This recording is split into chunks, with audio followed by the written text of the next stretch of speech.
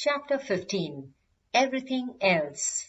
Every once in a while, you come across a book that strikes a chord, and you relate to it so well that it is simply impossible to let go. Swami and Friends by R.K. Narayan is one such masterpiece.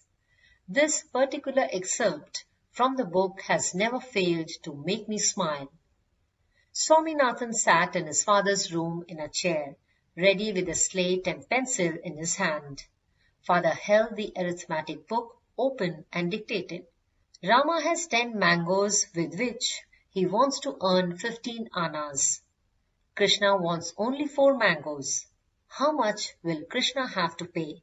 Swaminathan gazed and gazed at the sum, and every time he read it, it seemed to acquire a new meaning.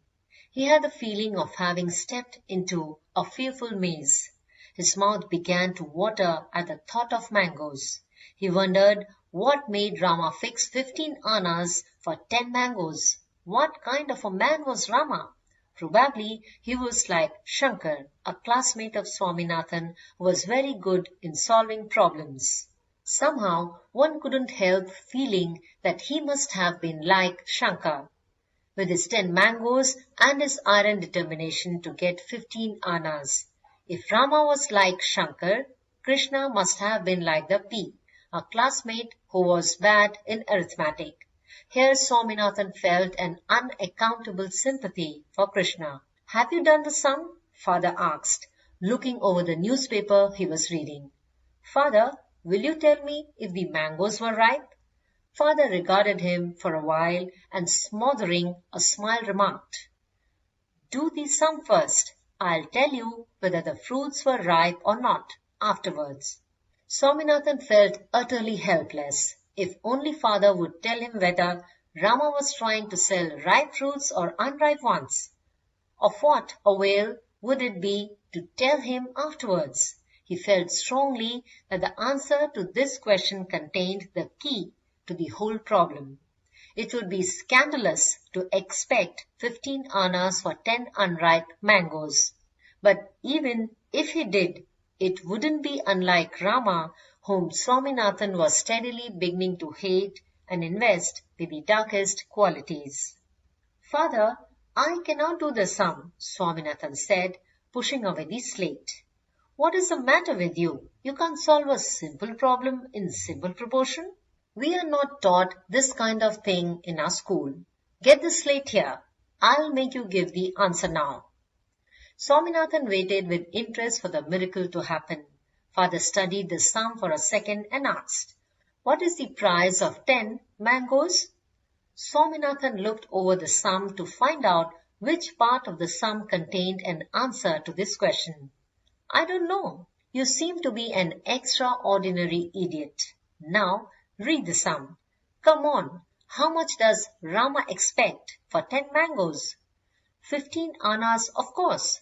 Swaminathan thought, but how could that be its price? Just price. It was very well for Rama to expect it in his greed, but was it the right price? And then there was the unknown point whether the mangoes were ripe or not. If they were ripe, 15 annas might not be an improbable price. If only he could get more light on this point. How much does Rama want for his mangoes?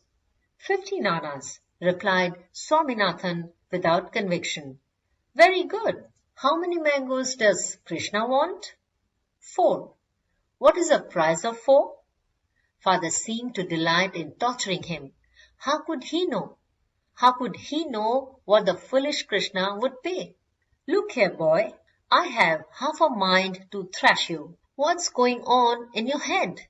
10 mangoes cost 15 annas. What is the price of 1? Come on. If you don't say it, his hand took Swaminathan's ear and gently twisted it. Swaminathan could not open his mouth because he could not decide if the solution really lay in the realm of addition, subtraction, multiplication, or division. The longer he hesitated, the more violent the twist was becoming. In the end, when father was waiting with a scowl for an answer, he received only a squeal from his son. I'm not going to leave you till you tell me how much a single mango cost at 15 annas for 10. What was the matter with father? Swaminathan kept blinking. Where was the urgency to know its price? Anyway, if father wanted so badly to know, instead of harassing him, let him go to the market and find it out. All the Ramas and Krishnas, with their endless buying and selling of odd quantities of mangoes and fractions of money, were getting disgusting. Father admitted defeat by declaring one mango costs 15 over 10 annas. Simplify it. Here he was being led to the most hideous regions of arithmetic. Fractions. Give me the slate, father. I will find it out.